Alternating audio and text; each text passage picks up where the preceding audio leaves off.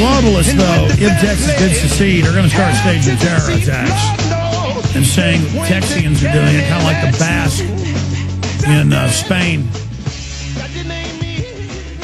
But we got to fight them. We got to stand up against them. They're going to play all sorts of dirty tricks. If this movement picks up steam, which it is, you'll see the news start giving attention to clown groups.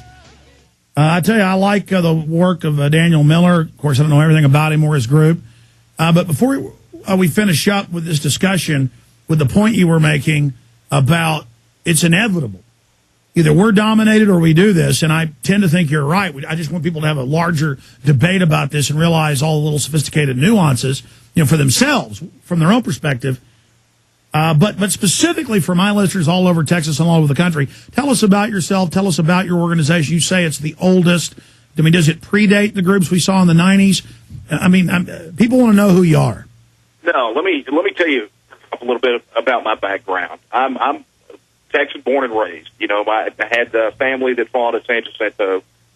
So we are Texan through and through. Raised as a Texan, blue collar parents.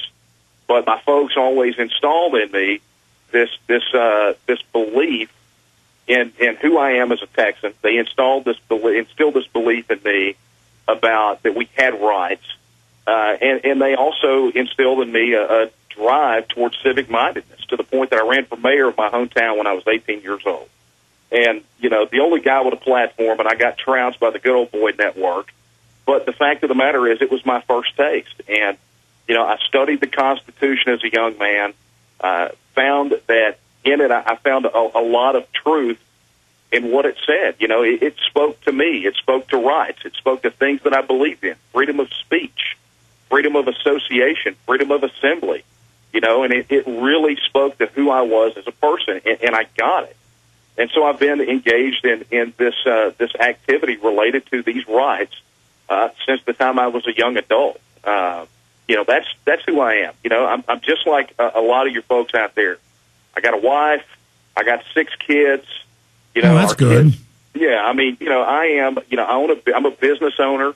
I am just. I'm the average Texan. Well, I'm envious. Special. I only got 3. I want 6. Tell my wife. Hey, we're the Brady Bunch, man. It's hers and mine. So, it makes it a little bit difficult, particularly when they want to put us all driving a Prius.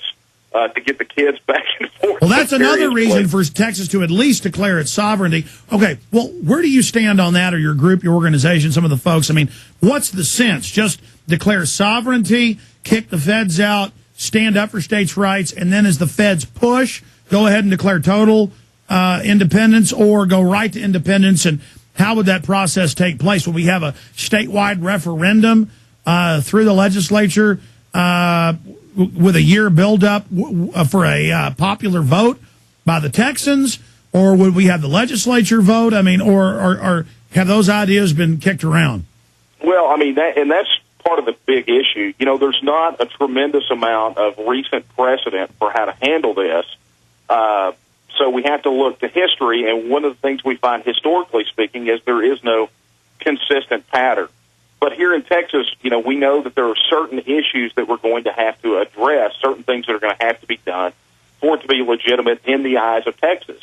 And we know that that's going to involve a plebiscite, Article 1, Section 2, all political powers inherent in the people. So that means that at some point in this process, the people are going to have to vote. Now, without the power, the power in the state constitution of referendum or initiative, that means to get that on the ballot, we're going to have to put the pressure on the legislature and the governor to let Texas decide. And, we launched a petition drive for that at lettexasdecide.com, and signatures are flying into that thing on a daily basis by massive numbers.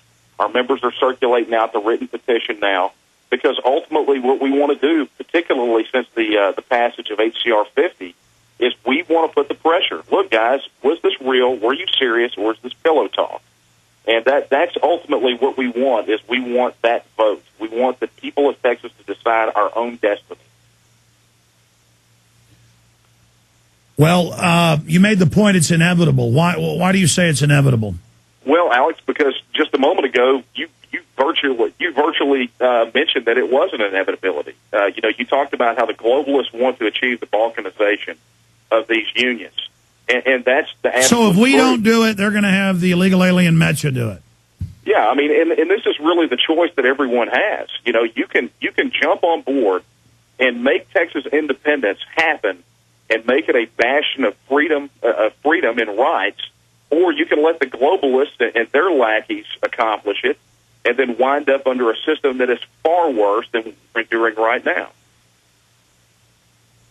Well, I know that's in the cards, and so people, I would just rather remove the globalists and save the whole country, but they are really going for broke here, and this is real what we're talking about, folks. As things get more and more serious in the years to come, we'll have to think about this. We'll have to look at it. We'll fire out the website, contact info.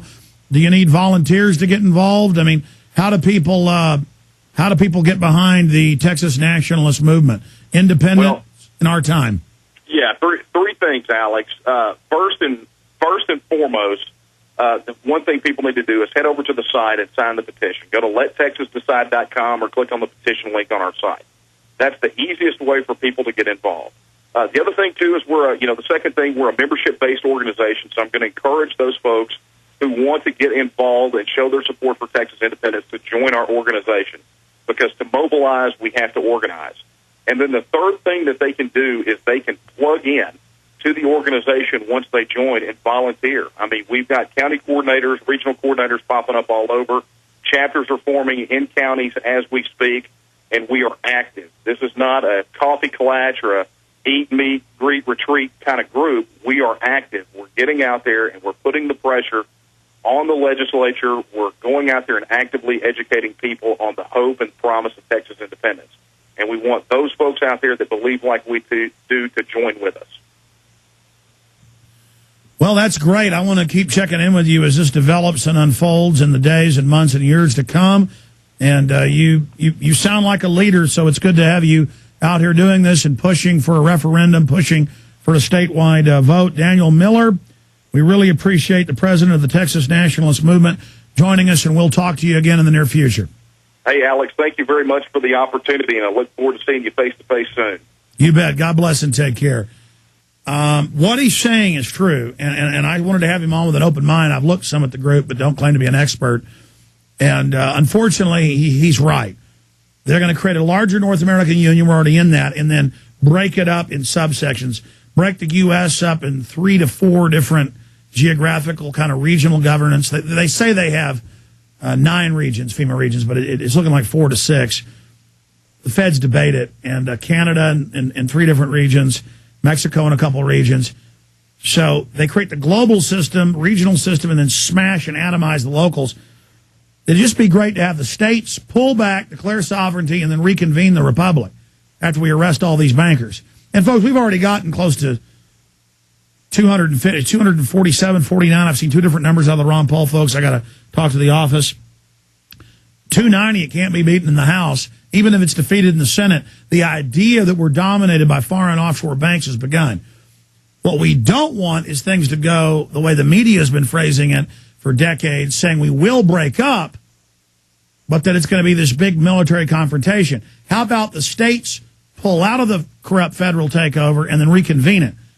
Here's one of the video games, Shattered Union. We play this from time to time. Here's the video of that. This is what the globalists want to happen. Following a disputed election and a tie vote, the U.S. Congress installs the most unpopular president in U.S. history as David Jefferson Adams becomes the 44th president of the United States.